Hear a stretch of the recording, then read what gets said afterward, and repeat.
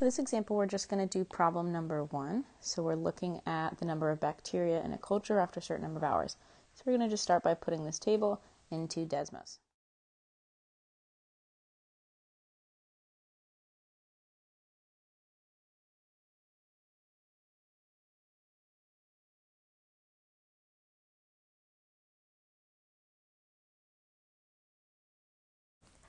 So once we put the numbers into our table, we want to click on the plus button to actually see the dots on our graph.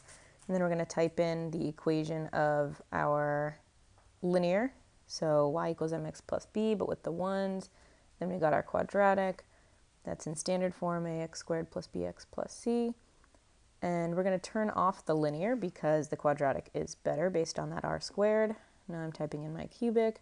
Again, the r squared is better. So I'm going to turn off the quadratic because that one's not as good. Now when we get to the quartic, we're going to add an extra term. So we've got the ax to the fourth, bx cubed, cx squared. And remember, we have the ones next to the y's and the x's. We got the squiggle. But instead of e, we're going to put f because e is actually a constant. And if we put e, it's going to add this random constant to our graph. And we don't want that. So we're going to put f as our variable there. The other thing we want to look at is the r squared values. So they're both 0.9994 for the cubic and the quartic. So either of these graphs would be a good model for this. They have the same r squared, which means they're the same amount of good for this modeling here.